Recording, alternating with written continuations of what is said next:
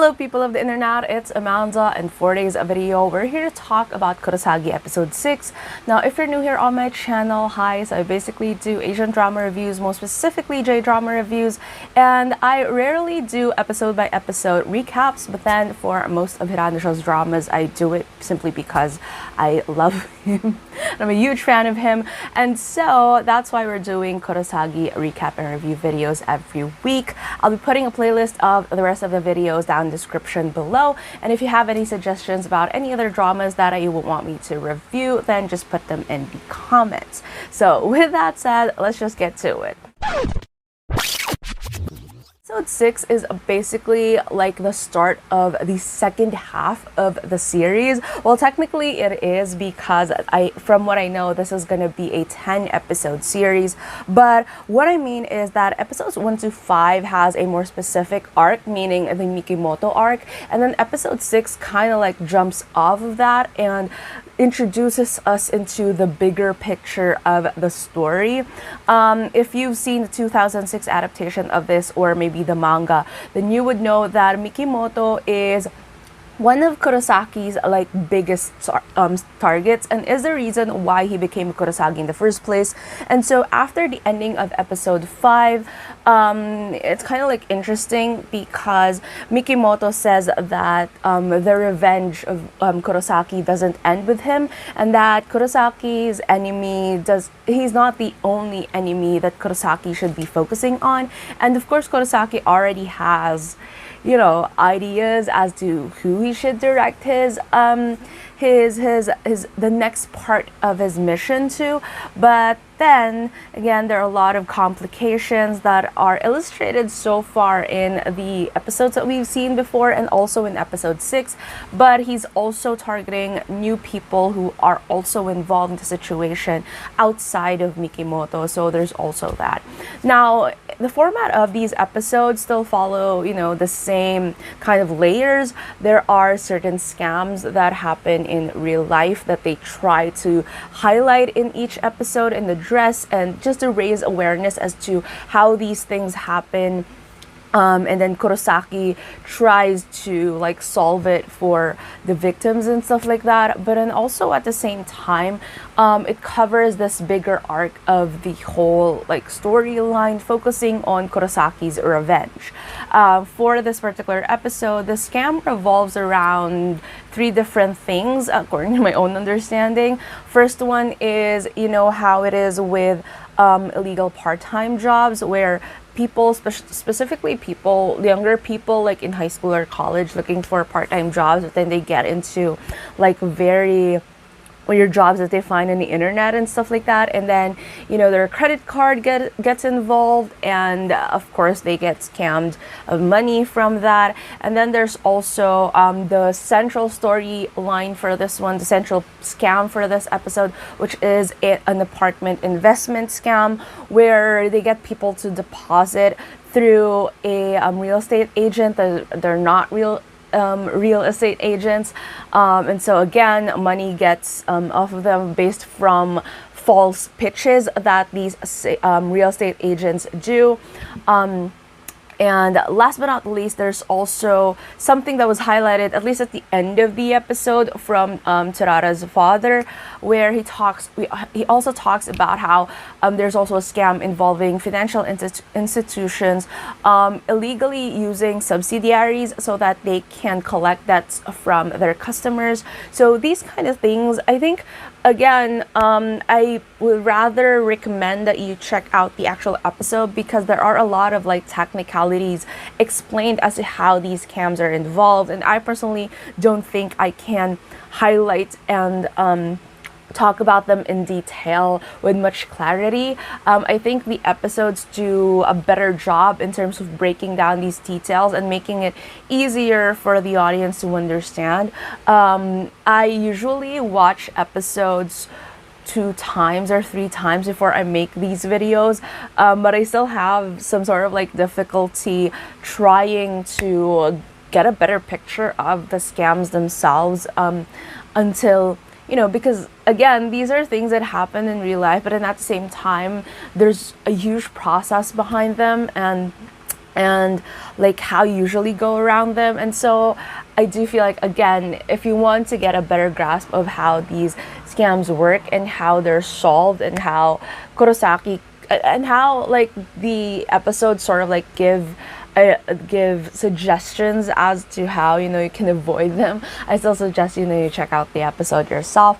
But what I would want to comment on are the other elements of the episode that I personally find entertaining and enjoyable, and I feel like is the more like the central focus of the storytelling aspect of it, which is, again, as I mentioned earlier, I keep on mentioning in the video, is about Kurosaki's revenge.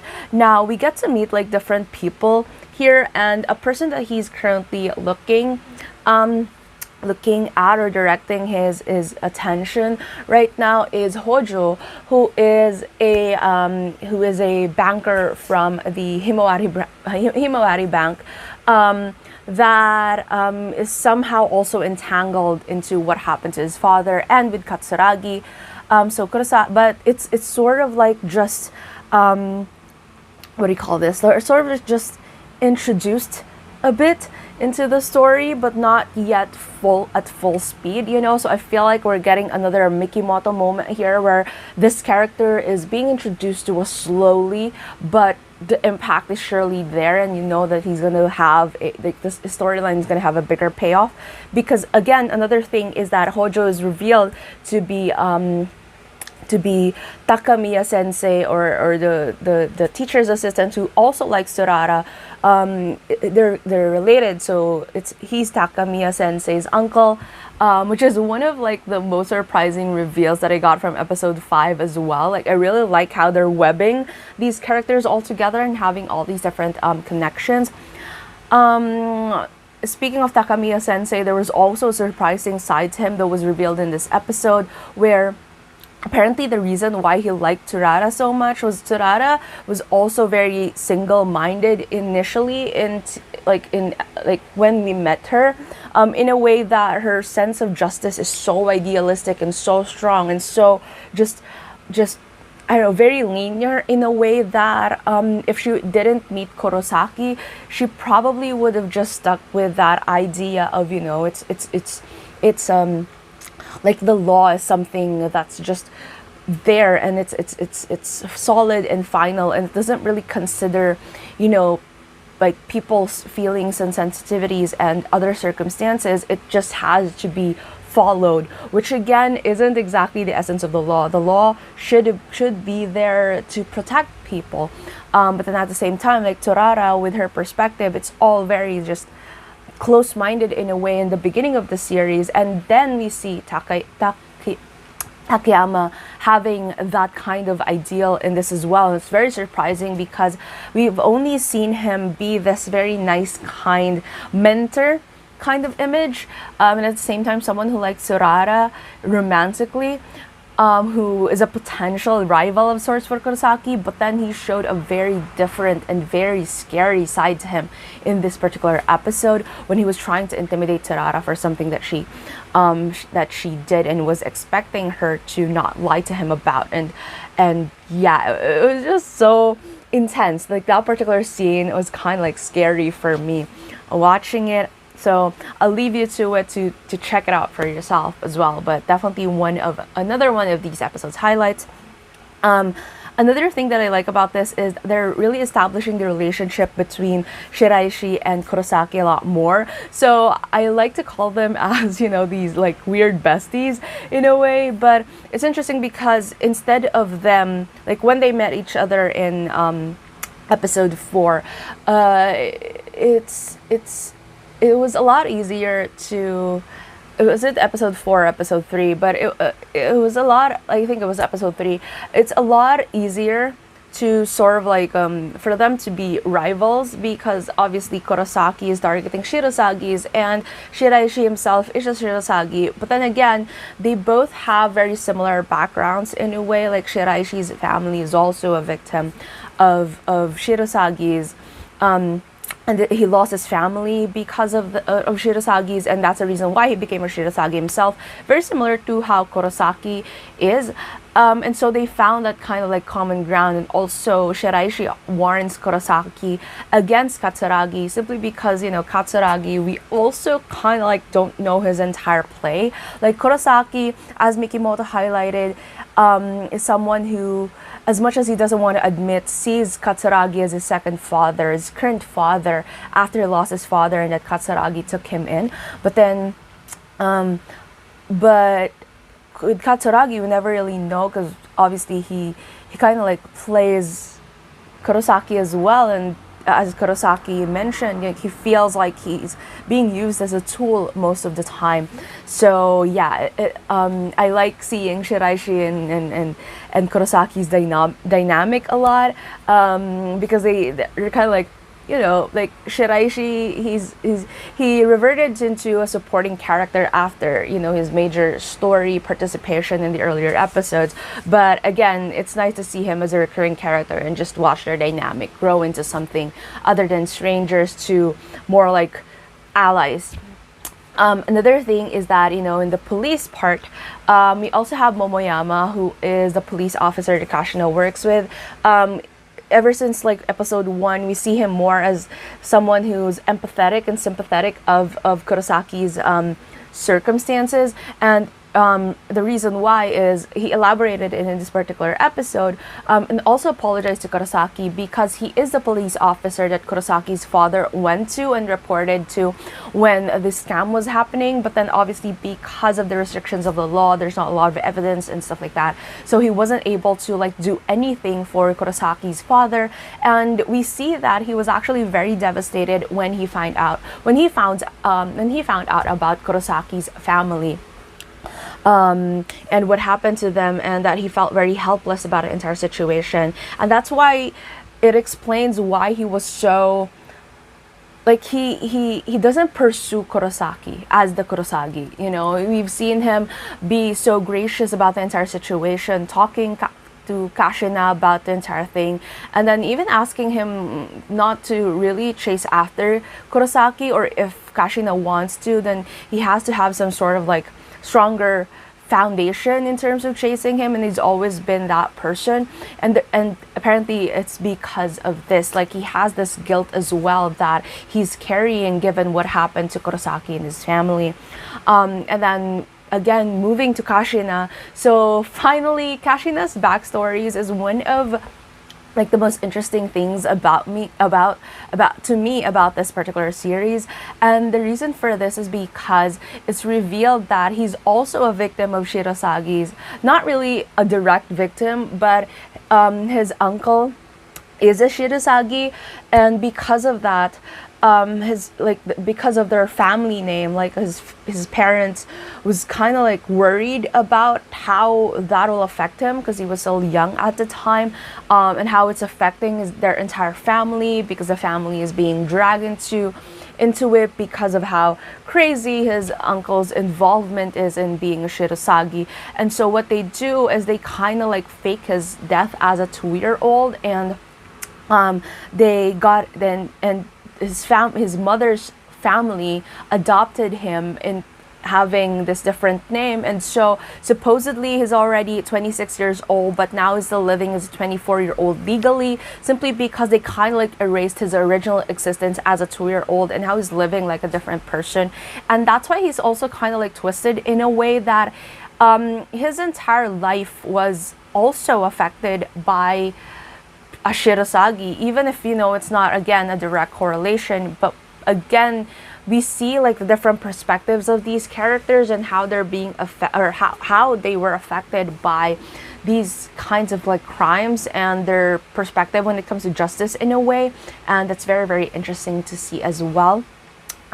We also see some kind of like, not really conflict, but the way that Kanoko is also like having the shift in terms of her relationship with Kurosaki, in a way that, because of how complicated Katsuragi is, and obviously Kanoko also cares for Kurosaki in a way, despite the fact that, you know, she's also this mysterious figure that Katsuragi, she's sort of like Katsuragi's right-hand woman.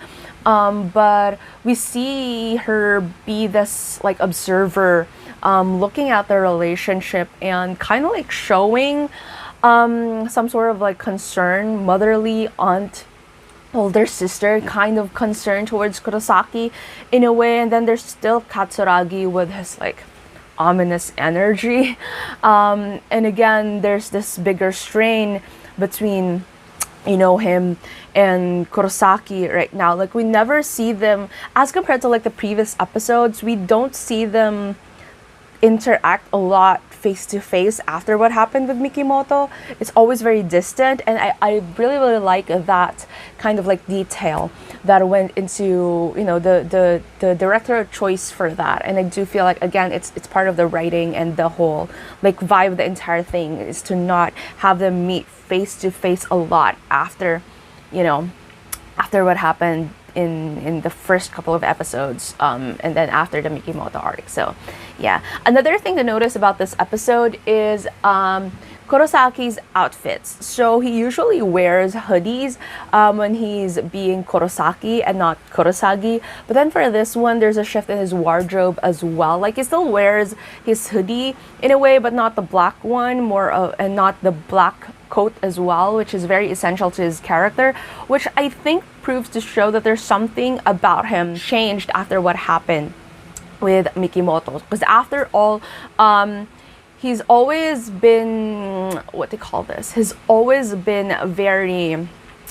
very straightforward about the fact that he's not a murderer, that's his difference from the other Shirosagis that he's dealt with, is because he's not there to take someone's life, but he's just there to serve his own version of justice. But then after what happened with Mikimoto and Kashina calling him one, and he, in a way, his actions caused for Mikimoto to do what he did in the final in the last episode.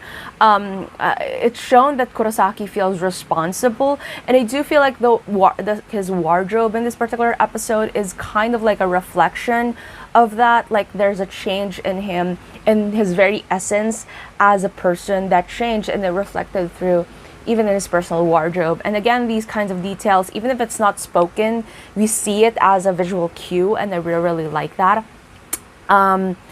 Another thing is, again, speaking of Kurosaki and that kind of like change in him, we see him having trauma after what happened with Mikimoto. Like, there's this one particular moment where he remembers it. It was just a very sudden moment, but it shows that he has PTSD over what happened. He thinks that he is responsible for what happened to Mikimoto, and to some extent he blames himself for what happened to him and his faith. And like the symbolic, the metaphor for when he sees that there's blood in his hands, it's very out there. You know, it's very self-explanatory in a way that, you know, he thinks that because of everything that he's done, because of Katsuragi's orders, he was responsible, and he was also directly involved in what happened to Mikimoto in the end. And he kind of like is having trouble differentiating himself from the Shirosagis, who's caused a lot of pain and suffering from people like himself and Shiraishi and so on. Another thing that is interesting here, and I do feel like as much as it took most of the, what do you call this, like the time for this episode, is the least part that had like some sort of like impact in the narrative, is his relationship with Tsurara. So he asked her out, and she thought that it was, you know, it was kind of like a date thing, but not really a date thing, because there's this thing with her earrings, of her wearing earrings, if it was an actual date. And I do feel like it's gonna have some sort of like payoff in the later episodes of the series, but she didn't wear the earrings. Good for her, because it wasn't actually a date, and Kurosaki sort of just tagged her along for the case that he's handling for this week. It's just really, really interesting. But they had some really nice, cute moments in a way, and it really shows that there's something about Tsurara and their straightforwardness that steers something in Kurosaki. And there's also something about Kurosaki that continues to change Tsurara's perspective in things. But then there's also that hug, which is really, really, really cute and all. Even if it's still like very, it's still very Swindler-esque of Kurosaki to drag Tsurara into that, but it's a really nice, cute moment between them because obviously Tsurara was affected by that hug.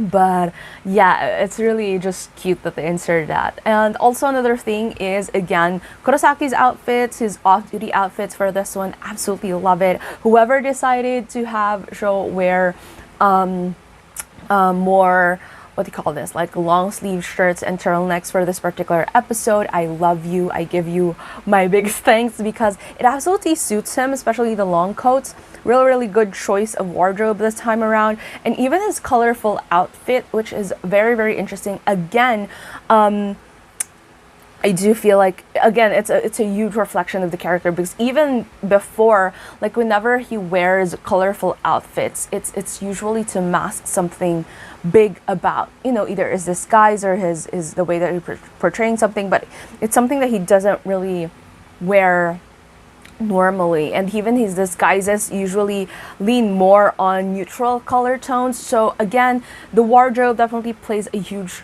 role in this kind of like conflict that Kurosaki feels in himself. And it's kind of like interesting to see the preview for the next episode, where there are moments that he's wearing his hoodie outfit back. So yeah, it's kind of like him reverting back to his old self, which is good and which is interesting because next episode is gonna be another emotionally taxing episode for sure. Now, speaking of emotionally taxing, so one final note from me for this particular episode is, again, I feel like I keep on saying this every single time, but then Sho's acting in this series is definitely one of the biggest highlights per episode because, again, there's a lot of nuances in his acting, especially his eye acting, where at one point he's playing someone who is very emotionally compromised, and then another thing is that he's very detached, and then there's this moment of like just shifts in his emotions that go from fear to guilt to trying to gain back control, and it's just one sequence and it's just beautifully done, and you can read everything through his expression and his eyes without him necessarily saying anything, and that's just really good. And another thing is it complements well with the supporting cast and the way that everyone is just exceptional in this. Like, you feel, again, like even with Kashina, you feel that there's a shift in this kind of like rigidness in his character in the earlier episodes, where you feel that there's something that's very unwavering in him, but then in this particular episode, after what happened in episode 5, you see this sort of like, there's just something about his expression and the way that he carries himself in this episode, even if he's just in like smaller screen time, that definitely shifted after what happened in episode 5. So again, cast very good. Again, with Katsuragi, with Kaneko-san, I do feel like the least player in terms of performance so far would be Kuroshima Yuina as Tsurara. But even her, like, her acting also isn't that weak. It's just that, with the very overwhelming performances in the episodes so far, like her as Tsurara, I do hope that in the later episodes she would have like her big moment as well, because so far I do feel like even if her acting is okay, it can get a little bit underwhelming, especially compared to everybody else, especially in that particular scene with Takayama sensei. I keep on forgetting his name for some reason, but especially with that scene with him, I do wish that I could have seen something more from her. But yeah, it's understandable that there's a sense of shock that she felt during that scene, like her character felt in that particular scene. But yeah, I do hope that she also has her like big moment, because so far we've been getting it from the other characters so far. And yeah, but again, strong cast, strong writing so far. Really love the directing. And I really love how I was really worried about the momentum of the episodes, especially after episode 5, because again, that's the big bad for Kurosaki for the longest time. Like, there's Mikimoto, and we've been given this idea that Mikimoto was the end point, but not really. But it's interesting because even episode 6 is still, biases aside, something that's very entertaining, and it still gives you a lot of that impact and surprise that keeps you glued to the series. And it didn't feel like it's faltering after what happened in episode 5. So that's a really good sign. I'm looking forward for episode 7. Now, with that said, tell me down in the comments below, what are your thoughts on this particular episode? Do you like it? Do you not like it? Everything. So let's talk it out in the comments as usual. If you like this video, please give it a thumbs up. And if you're new to my channel and you would want to hear more from me, please hit subscribe. I'm so sorry, it's so early. My tongue is just not in the mood. But yeah, if you like this video, please give it a thumbs up and hit subscribe. And I'll be seeing you again soon in the new video. Bye!